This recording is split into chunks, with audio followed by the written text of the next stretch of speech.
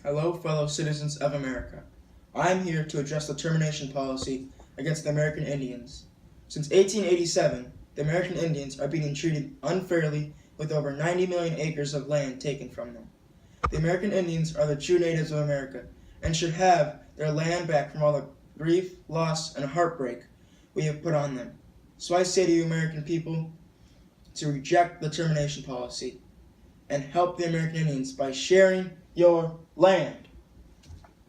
To do this, on March 16th, we must meet in Washington, D.C. to march for the American Indians' land back and to stop the termination policy before it goes into effect. According to the Indian Land Tenure Foundation, the American Indians have lost over 90 million acres of land to us Americans, and if this law is passed, then even more land will be taken away from the American Indians. The termination policy will try to mix the American Indians into our culture while taking their land and culture. I am outraged that the Congress would make a policy like this after all we have done to them. We will peacefully fight against the government and Congress. We will gain back the Indians' land. We will give the American Indians the land and self-rights they deserve. We cannot stand back and watch the American Indians get pushed into mainstream culture with all of their homeland being destroyed. The American Indians deserve better respect, better land, and better rights. If we do not come together and help these hopeless American Indians, then all of their land will be gone. The U.S. government has lied time and time again to the American Indians. According to the Indian Land Tenure Foundation, the federal government promised Indian nations that they will receive services and resources as says in the countless treaties between them. The treaties also offered financial oversight and asset management in its fiduciary role as trustee. They also promised they would provide legal protection from states and other entities who would attempt to assert power, which appalled me, on how misleading the government is with what they sign.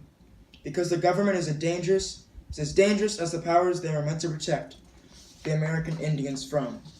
Recently, the Department of Interior admitted to over a century of mismanagement of Indian lands and assets.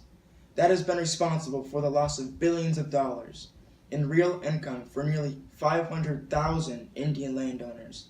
They have admitted they have made a mistake, but admitting that they made a mistake doesn't mean anything until they take action and help the American Indians.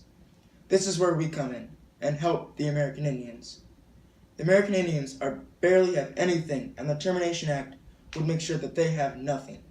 According to the Centers for Disease Control and Prevention, the American Indian suicide rates are nearly 50% higher than non-Hispanic whites. The American Indians are trapped in their own poverty. The American Indians are terrified that they will lose their land, and we need to help them. Would you want the government opposing you with being content with the little amount of land you have left? Would you want your family and yourself to be living in terrible, unbearable, frightening communities? Would you want to live in poverty with the last bit of land you have as fragile as the pen that signs it away?